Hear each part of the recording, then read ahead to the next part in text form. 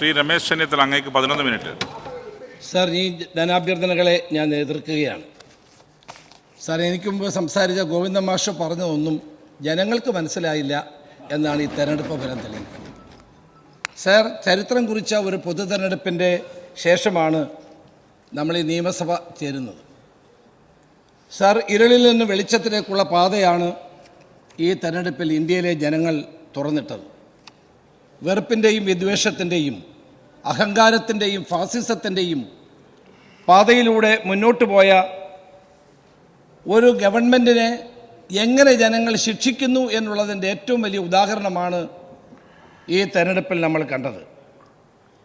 നമ്മുടെ ഭരണഘടനയെ ഇല്ലാതാക്കാൻ, നമ്മുടെ ഭരണഘടനാ മൂല്യങ്ങളെ തകർക്കാൻ, ജനാധിപത്യ സംവിധാനങ്ങളെ ഇല്ലായ്മ ചെയ്യാൻ ഒരു ഭരണകൂടം എങ്ങനെ ശ്രമിച്ചുവെന്നും പച്ചയായ വർഗീയത ആളിക്കത്തിക്കാൻ പ്രധാനമന്ത്രി തന്നെ രംഗത്തിറങ്ങിയതും ഈ നാട്ടിലെ ജനങ്ങൾ കണ്ടതാണ്. സാർ, ഇതിൻ്റെ മറവിൽ മുഴുവൻ സമ്പത്തും ഇന്ത്യയിലെ കോർപ്പറേറ്റുകൾക്ക് തീരെഴുതി കൊടുക്കാൻ വേണ്ടിയായിരുന്നു ഗവൺമെൻറ്റും പ്രധാനമന്ത്രിയും ശ്രമിച്ചത് എന്ന് നമ്മൾ കണ്ടതാണ്. സാർ, ഈ തെരഞ്ഞെടുപ്പിൽ അവർ പറഞ്ഞത് എന്താണ്? അബ് കി ബാർ 400 പാർ, ഇത്തവണ 400 സീറ്റിലേറെ നേടുമെന്നാണ് പറഞ്ഞത്. 400 സീറ്റിലേറെ നേടി ഭരണഘടന മാറ്റും, വേണമെങ്കിൽ പാർലമെന്ററി ജനാധിപത്യം ഇല്ലാതാക്കുമെന്ന് പറഞ്ഞ് മുന്നോട്ട് പോയ ഇവർക്ക് ഇന്നത്തെ സ്ഥിതി എന്താണ് സാർ? ലോക്സഭയിൽ NDAയും ഇന്ത്യ സഖ്യവും തമ്മിൽ ഏതാണ്ട് തുല്യ ശക്തികളാണ്. BJPക്ക് ഒറ്റയ്ക്ക് ഭൂരിപക്ഷമില്ലാത്തതിനാൽ തോന്നിയതുപോലെ ഭരണഘടന വലിച്ചു കീറാൻ കഴിയില്ല, വർഗീയ അജണ്ട നടപ്പാക്കാൻ കഴിയില്ല. ഇവരെ തൂത്തെറിയുകയാണ് നമ്മുടെ അടുത്ത ദൗത്യം. സാർ, അടുത്ത ദൗത്യത്തിലേക്ക് ഇന്ത്യയിലെ ജനങ്ങളും എത്തും എന്ന കാര്യത്തിൽ സംശയമില്ല. സാർ, ഇന്ത്യ മുന്നണിയെ അതിശക്തമായ നേതൃത്വം കൊടുത്ത് ആ ഇന്ത്യ മുന്നണിക്ക് കരുത്ത് പകർന്ന് മുന്നോട്ട് പോയ ശ്രീ രാഹുൽ ഗാന്ധിയെ അഭിനന്ദിക്കാൻ ഈ സന്ദർഭം ഞാൻ വിനിയോഗിക്കുകയാണ്. സാർ, എതിർത്തവരെ അന്വേഷണ ഏജൻസികളെ ഉപയോഗിച്ചുകൊണ്ട് ജയിലിലടയ്ക്കുക, കോൺഗ്രസിൻ്റെ അക്കൗണ്ടുകൾ പോലും മരവിപ്പിക്കുക, സ്വതന്ത്രമായ തെരഞ്ഞെടുപ്പ് പ്രവർത്തനം പോലും നടത്താൻ അനുവദിക്കാതിരിക്കുക, ഭയാനകമായ ഒരു ഫാസിസത്തിൻ്റെ അന്തരീക്ഷത്തിലാണ് സാർ ഈ തെരഞ്ഞെടുപ്പ് നടന്നത്. പക്ഷേ ഇന്ത്യയിലെ ജനങ്ങൾ ആഴത്തിൽ വേരോടിയ ജനാധിപത്യത്തിൻ്റെ ശക്തി തിരിച്ചറിഞ്ഞുകൊണ്ട് BJPയെ പരാജയപ്പെടുത്തുകയാണ് സാർ ഉണ്ടായത്. സാർ, ഈ നിർണായക പോരാട്ടത്തിൽ പൂർണ്ണമായ വിജയം നമുക്ക് നേടാനായില്ല. ഭരണം കൈയടക്കി വച്ചിരിക്കുന്ന ശക്തികൾക്ക് മൂക്ക് കയറിടാൻ നമുക്ക് കഴിഞ്ഞിരിക്കുന്നു. ഈ പോരാട്ടം ഇനിയും മുന്നോട്ട് കൊണ്ടുപോകേണ്ടതായിട്ടുണ്ട്.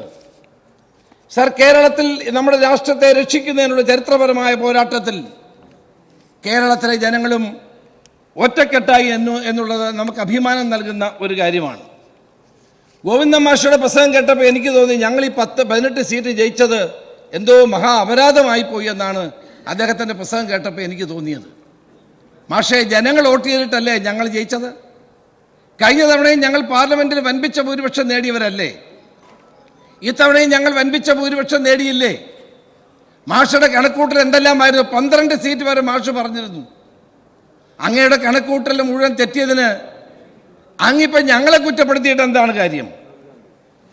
BJPയെയും BJPയുടെ സഖ്യകക്ഷികളെ പോലെ പ്രവർത്തിച്ച ഇടതുപക്ഷ കക്ഷികളുടെയും വൻ പ്രചാരണ വേലയും അസത്യ പ്രചരണങ്ങളും തള്ളിക്കളഞ്ഞുകൊണ്ടാണ് കേരളത്തിലെ ജനങ്ങൾ കോൺഗ്രസിൻ്റെയും UDFൻ്റെയും പിന്നിൽ അണിനിരുന്നത്.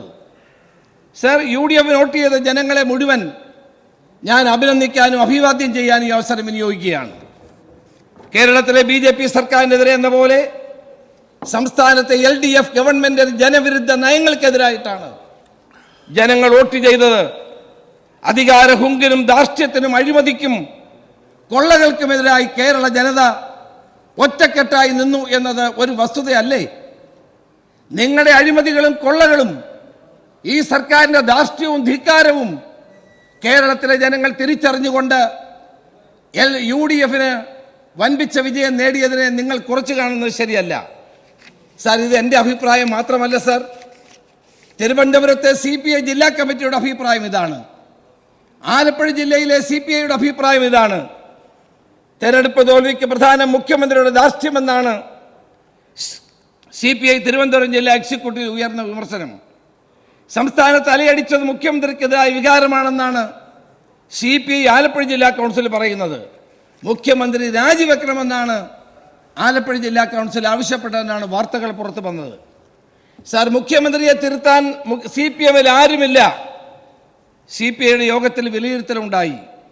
CPM-ന് കഴിയാത്തതുകൊണ്ട് മുഖ്യമന്ത്രിയെ തിരുത്താൻ CPI രംഗത്തിറങ്ങുകയാണ്. നടക്കുന്ന കാര്യമാണോ? നമുക്ക് ചിരിക്കാനല്ലാതെ എന്ത് കഴിയും? കാഞ്ഞിരത്തിൽ ഒരു 1000 വർഷം പാലിലിട്ടാലും അതിൻ്റെ കയ്പ് മാറുമോ സാർ? ഞങ്ങൾ തെറ്റിതിരുത്തും. ഭാഷയോട് പറഞ്ഞു കേട്ടപ്പോൾ ഞാൻ ചിരിക്കുകയായിരുന്നു. ഞങ്ങൾ തെറ്റിതിരുത്തും, പോരായ്മകൾ കണ്ടെത്തി തിരുത്തുമെന്നാണ് പറഞ്ഞത്. കൈയോടെ അദ്ദേഹം തിരുത്തുകയും ചെയ്തു സാർ. അറിയപ്പെടുന്ന ഇടതുപക്ഷ വിശ്വാസിയായ യാക്കോബ നിരണം ഭദ്രാസനാധിപനായ ഡോക്ടർ ഗീവർഗീസ് മാർ കൂർലോസിനെ വിവരദോഷി എന്നാണ് നമ്മുടെ മുഖ്യമന്ത്രി വിശേഷിപ്പിച്ചത്. എന്താണ് സാർ കൂർലോസ് പറഞ്ഞത്?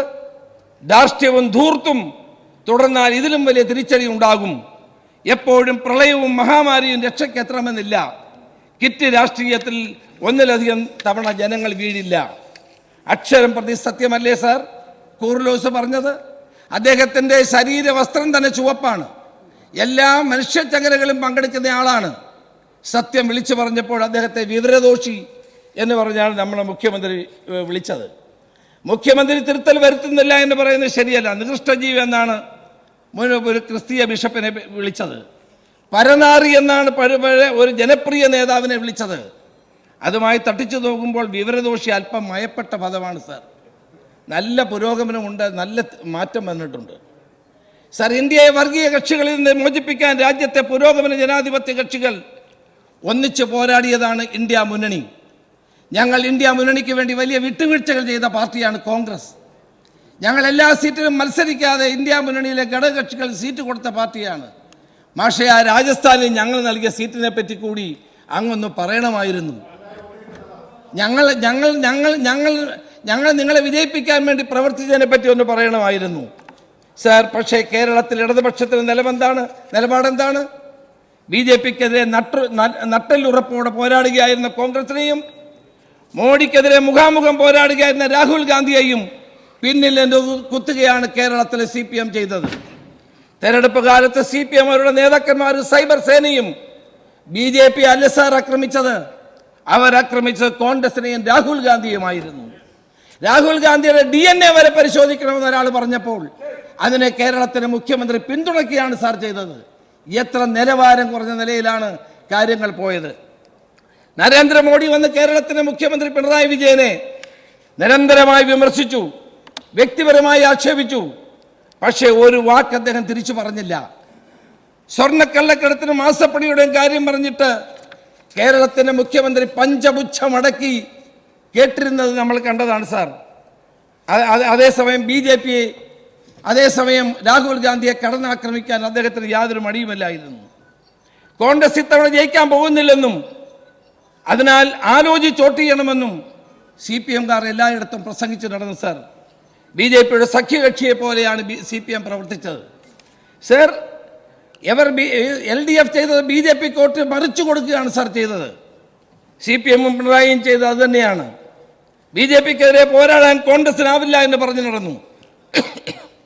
ഇടതുമുന്നണി കൺവീനർ BJP-യുടെ സ്ഥാനാർത്ഥികൾ ഉശിരന്മാരാണ് എന്നാണ് EP ജയരാജൻ എല്ലായിടത്തും പറഞ്ഞത്. ഇന്ത്യ സഖ്യത്തിൻ്റെ ഭാഗമായി ദേശീയ തലത്തിൽ നിൽക്കുകയും ഇന്ത്യ സഖ്യത്തിൻ്റെ മുഖമായ രാഹുൽ ഗാന്ധിയെ ആക്ഷേപിക്കുകയും ചെയ്തത് കേരളത്തിലെ ജനങ്ങൾ മറന്നിട്ടില്ല സാർ.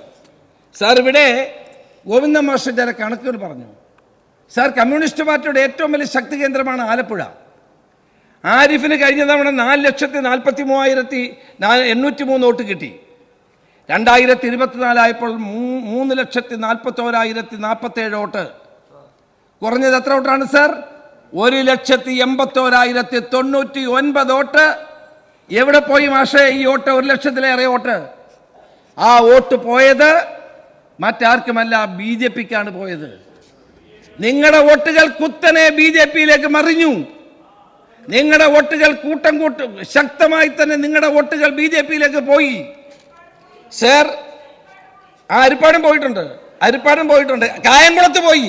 കായംകുളത്ത് നിങ്ങൾ മൂന്നാം സ്ഥാനത്താണ്. കായംകുളത്ത് മൂന്നാം സ്ഥാനത്താണ്. ഹരിപ്പാട് ഒന്നാം സ്ഥാനത്ത് തന്നെയാണ് UDF. സർ 2010 സമയം തന്നെ 2019 1,86,278 വോട്ട് BJP പിടിച്ചു. 2024 2,96,648 വോട്ട്, കൂടിയത് 1,95,068 വോട്ട്. BJPയും CPയും തമ്മിലുള്ള അന്തരം കേവലം 50,000 വോട്ട് മാത്രമാണ്. എന്ത് പറ്റി നിങ്ങൾക്ക്? 1,00,000 വോട്ട് നിങ്ങളുടെ BJPയിലേക്ക് മറിഞ്ഞത് എങ്ങനെ? നിങ്ങൾ ആലോചിക്കേണ്ട കാര്യമാണ്. നിങ്ങൾ ജനങ്ങളോട് പറയേണ്ട കാര്യമാണ്. സർ, ഇന്ന് കോൺഗ്രസ്, നാളെ BJP. അങ്ങ് ഇവിടെ നിന്ന് പറഞ്ഞിട്ടുണ്ട്, പണ്ട് അങ്ങ് ഇവിടെ നിന്ന് പറഞ്ഞിട്ടുണ്ട്. കോൺഗ്രസിൽ നിന്ന് BJPയിലേക്ക് ആളുകളെ റിക്രൂട്ട് ചെയ്യുന്നു. അനിൽ ആന്റണിയും പത്മജ വേണുഗോപാലും പോയി. സാർ, 2 വ്യക്തികളെ പോയുള്ളൂ. നിങ്ങൾക്ക് പോയത് 1,00,000 വോട്ടാണ്. ആലപ്പുഴയിൽ പോയത് 1,00,000 വോട്ടാണ് നിങ്ങൾക്ക് പോയത്.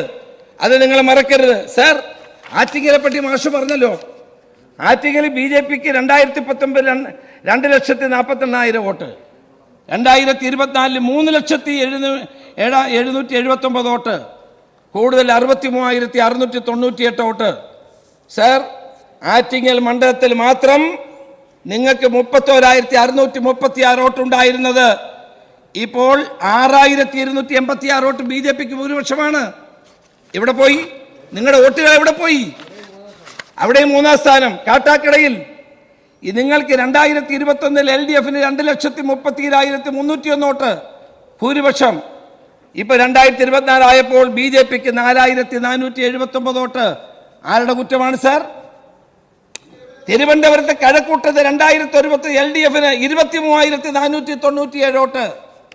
ഈ 24 BJPക്ക് 10,842 വോട്ട്. നേമത്ത് 2021 LDFന് 3,949 വോട്ടാണ് ഭൂരിപക്ഷം. 2024 BJPക്ക് 22,146 വോട്ട്. ആരാണ് സാർ ഉത്തരവാദി? ആരാണ് ഉത്തരവാദി? സാർ, തൃശ്ശൂരിനെ പറ്റി പറഞ്ഞു. ഇരിങ്ങാലക്കുടയിലും ഒല്ലൂരും മണലൂരിലും BJP ഒന്നാം സ്ഥാനത്ത് വന്നതിന്റെ ഉത്തരവാദിത്വത്തിൽ നിന്ന് CPMന് മാറി നിൽക്കാൻ കഴിയുമോ? മാഷ് പരിശോധിക്കണം. കരുവന്നൂർ ബാങ്കിൽ അകത്ത് പോകാതിരിക്കാൻ വേണ്ടി BJPയും CPMും നടത്തിയ നാടകമാണ് തൃശ്ശൂരിലെ സുരേഷ് ഗോപിയുടെ വിജയം എന്നുള്ള കാര്യത്തിൽ ഒരു തർക്കവും വേണ്ട സാർ. നിങ്ങൾ കേസുകളിൽ നിന്ന് രക്ഷപ്പെടാൻ, ജയിലുകളിൽ പോകാതിരിക്കാൻ, മാസപ്പടി വിവാദത്തിൽ നിങ്ങളെ അന്വേഷിക്കാതിരിക്കാൻ കേരളത്തിലെ BJP നേതൃത്വവുമായി നിങ്ങൾ ഉണ്ടാക്കിയ കൂട്ടുകെട്ടും അന്തർധാരയുമാണ് കേരളത്തിൽ BJPക്ക് ഇത്രയും വലിയ വോട്ട് കൂടിയിട്ടുള്ളത്. സാർ, മണലൂരിന്റെ കാര്യം മാഷ് പറഞ്ഞു. ആരാ ഒന്നാം സ്ഥാനത്ത്? ആരാണ്? ഈ മണലൂരും ഒല്ലൂരും തൃശ്ശൂരിലും ഈ വോട്ട് കൂടിയതിന്റെ ഉത്തരവാദിത്തം നിങ്ങൾക്ക് മാറാൻ കഴിയുമോ? 11 മണ്ഡലങ്ങളിൽ BJP ഒന്നാം സ്ഥാനത്തെത്തിയിരിക്കുന്നു. അതിൽ 3 മന്ത്രിമാരുടെ മണ്ഡലമാണ്. സർ, ഈ ഇവിടെ നടക്കുന്നത് BJPയും CPMും തമ്മിലുള്ള അന്തർധാരയാണ് ഇവിടെ BJPയെ വളർത്തുന്നത്. നിങ്ങളത് തിരിച്ചറിഞ്ഞില്ല. ഈ തെരഞ്ഞെടുപ്പിൽ നിങ്ങൾ കോൺഗ്രസിനെയാണ് എതിർത്തത്, രാഹുൽ ഗാന്ധിയാണ് എതിർത്തത്. നിങ്ങളാരും BJPക്കെതിരെ ഒരു അക്ഷരം വേണ്ടിയില്ല. സാർ, ഞാൻ ചോദിക്കട്ടെ, കേരളത്തിന്റെ മുഖ്യമന്ത്രി ഏതെങ്കിലും സഭയ്ക്കകത്തോ പുറത്തോ എവിടെയെങ്കിലും നരേന്ദ്രമോദിയുടെ അമിത്ഷായുടെ പേര് പറയുമോ? പറഞ്ഞിട്ടുണ്ടോ?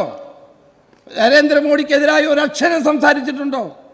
പിന്നെ നിങ്ങളല്ലേ അങ്ങനെ സംസാരിക്കാത്ത നിങ്ങൾ ഞങ്ങളെ കുറ്റപ്പെടുത്തിയിട്ട് കാര്യമുണ്ടോ? BJPക്കെതിരെ രാജ്യത്ത് പോരാട്ടം നടത്തുന്ന പാർട്ടി കോൺഗ്രസ് ആണ്. അതിനേതായാലും പിണറായി വിജയന്റെയോ അതിനെതിരായി ഗോവിന്ദൻ മാസ്റ്ററുടെയോ സർട്ടിഫിക്കറ്റ് ഞങ്ങൾക്ക് ആവശ്യമില്ല. CPM BJPയിലെ കോട്ടുമറിച്ച ദല്ലാളന്മാരായി നാളെ ചരിത്രം നിങ്ങളുടെ നേതൃത്വത്തെ വിലയിരുത്തുമെന്ന കാര്യത്തിൽ സംശയം വേണ്ട. നിങ്ങൾക്ക് സ്വയം രക്ഷപ്പെടാൻ വേണ്ടിയാണ് നിങ്ങൾ ചെയ്യുന്നത്. സാർ, ബംഗാളിലെ സ്ഥിതി എന്താണ്? ബംഗാളിന്റെ സ്ഥിതിയിലേക്കാണ് കേരളം പോകുന്നത്. ബംഗാളിലെ പാർട്ടി ഓഫീസുകൾ BJP ഓഫീസുകളായി. BJPയുടെ CPMന്റെ അണികൾ കൂട്ടമായി BJPയിലേക്ക് പോയി. നിങ്ങൾ നേരിടുന്ന ഒരു ഡീജനറേഷൻ, ഒരു ജീർണതയാണ് ഇവിടെ കണ്ടുകൊണ്ടിരിക്കുന്നത്. ഇവിടെ CPMനെ, കോൺഗ്രസിനെ തകർക്കാൻ, UDFനെ തകർക്കാൻ ബോധപൂർവമായി BJPയെ സഹായിച്ചു കൊടുക്കുന്ന നിങ്ങളുടെ രാഷ്ട്രീയം അവസാനിപ്പിക്കണം. നിങ്ങളുടെ BJPക്ക് പുറംചൊറിഞ്ഞു കൊടുക്കുന്ന പ്രവർത്തനം അവസാനിപ്പിക്കണം. നിങ്ങൾക്ക് ഞങ്ങൾ ശത്രുക്കളാണ്, ശരിയാണ്. പക്ഷേ ഞങ്ങളാരും ഒരിക്കലും CPM അവസാനിച്ച് കാണണമെന്ന് ആഗ്രഹിച്ചവരല്ല. ഞങ്ങളാരും CPM ഇല്ലാതാകണമെന്ന് ആഗ്രഹിച്ചവരല്ല. ഞങ്ങൾ ഇന്നും നാളെയും അത് ആഗ്രഹിക്കുന്നില്ല. രാജ്യത്തെ വർഗീയ ഫാസിസ്റ്റ് ശക്തികൾക്കെതിരായി ഇന്ത്യൻ നാഷണൽ കോൺഗ്രസ് നടത്തുന്ന വലിയൊരു പോരാട്ടമാണ് ജനങ്ങൾ അംഗീകരിച്ചത് എന്നുള്ളത് നമ്മൾ കാണേണ്ടിയിരിക്കുന്നു. ഞങ്ങൾ തെരഞ്ഞെടുപ്പിൽ ഗവൺമെന്റ് ഉണ്ടാക്കാനുള്ള ഭൂരിപക്ഷം കിട്ടിയില്ലെങ്കിലും ഇന്ത്യയുടെ മതേതരത്വവും ജനാധിപത്യവും ഉയർത്തിപ്പിടിക്കാൻ ഇന്ത്യയിലെ ജനങ്ങൾ ഞങ്ങൾക്ക് ഒരവസരം നൽകിയിരിക്കുന്നു. ശക്തമായ പ്രതിപക്ഷമായി നിന്നുകൊണ്ട് നരേന്ദ്രമോദിക്കെതിരായിട്ടുള്ള പോരാട്ടവുമായി ഞങ്ങൾ മുന്നോട്ട് പോകും. സർ, ഇത് വിവരദോഷിയുടെ ഒരു കമന്റ് അല്ല സർ, വിവരദോഷത്തിന്റെ ഒരു കമന്റ് അല്ല സർ. കേരളത്തിലെ ജനങ്ങൾ ഇന്ന് പിണറായി വിജയനെതിരാണ്. കേരളത്തിലെ ജനങ്ങൾ പിണറായി വിജയന്റെ രാഷ്ട്രീയത്തിനെതിരാണ്. കേരളത്തിലെ ജനങ്ങൾ ഇന്ന് ഈ ഭരണ നടപടികൾക്കെതിരാണ്. രാജ്യത്തെ ജനങ്ങളെ കഷ്ടപ്പെടുത്തുന്ന, സംസ്ഥാനത്തെ ജനങ്ങളെ ബുദ്ധിമുട്ടിക്കുന്ന ഈ ഗവൺമെന്റിനെതിരാണ് സാർ. നിങ്ങൾ എത്ര നവകേരള സദസ് നടത്തിയാലും, നിങ്ങൾ എത്ര ജനസമ്പർക്ക പരിപാടി നടത്തിയാലും ജനങ്ങൾക്ക് നിങ്ങളോടുള്ള എതിർപ്പ് എത്ര വലുതാണ് എന്ന് ഈ തെരഞ്ഞെടുപ്പിലൂടെ തെളിഞ്ഞില്ലേ സാർ? ഈ സംസ്ഥാനത്തെ എല്ലാ മന്ത്രിമാരും ഒരുമിച്ച് പോയില്ലേ? ജനങ്ങളെ കണ്ടില്ലേ? നിങ്ങൾ എന്തെല്ലാം വാഗ്ദാനങ്ങൾ കൊടുത്തില്ലേ? അത് പോരാഞ്ഞിട്ട് വീണ്ടും മുഖ്യമന്ത്രി പോയില്ലേ ജനങ്ങളെ കാണാൻ, എല്ലാവരെയും വിളിച്ചുകൂട്ടാൻ, സമൂഹത്തിലെ വിവിധ തലങ്ങളിലുള്ള ആളുകളുമായി ആശയ സംവാദം നടത്തിയില്ലേ? എന്നിട്ട് എന്തുണ്ടായി? നിങ്ങൾ മനസ്സിലാക്കണം, മോഡിയെ പോലെ തന്നെ പിണറായിയെയും ജനങ്ങൾ വെറുക്കുന്നു, നിങ്ങളുടെ രാഷ്ട്രീയത്തെ എതിർക്കുന്നു. അതിനെതിരായ ശക്തമായ പോരാട്ടങ്ങളുമായി നാളുകളിൽ ഞങ്ങൾ മുന്നോട്ട് പോകും. ഗോവിന്ദ മാഷ പ്രസംഗം കണ്ടപ്പോൾ അങ്ങും അവിടെ നിന്ന് ചിരിക്കുന്ന കേട്ട് ഞാനും കണ്ടു.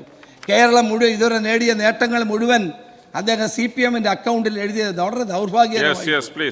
ആരോഗ്യരംഗത്തും വിദ്യാഭ്യാസ രംഗത്തും ഒക്കെ കേരളം നേടിയ നേട്ടം 57 മുതൽ കേരളത്തിലുണ്ടായ എല്ലാ ഗവൺമെന്റുകൾക്കും അവകാശപ്പെടാൻ കഴിയുന്ന ഒന്നാണ്. അതെല്ലാം സ്വന്തം അക്കൗണ്ടിൽ എഴുതിയ മാഷെ ജനങ്ങളാരും ഇത് അംഗീകരിക്കാൻ പോകുന്നില്ല. വസ്തുതകളെ വസ്തുതകളായി കണ്ടുകൊണ്ട് നിങ്ങൾ തെറ്റുകൾ തിരുത്തിയാൽ നല്ലതാണ്. ഇവിടെ ഞങ്ങളാരും പറയുന്നില്ല BJP വളരണമെന്ന്. ഈ BJPയെ നേരിടുന്ന ഏക രാഷ്ട്രീയ പ്രസ്ഥാനം ഇന്ത്യയിൽ കോൺഗ്രസ് ആണ്. കേരളത്തിൽ ഞങ്ങൾ അതിനെ പോരാടുന്നു. ആ പോരാട്ടത്തിൽ തീർച്ചയായും കേരളത്തിലെ ജനങ്ങൾ ഞങ്ങളോടൊപ്പം ഉണ്ടാവും, ഞങ്ങൾക്കറിയാം.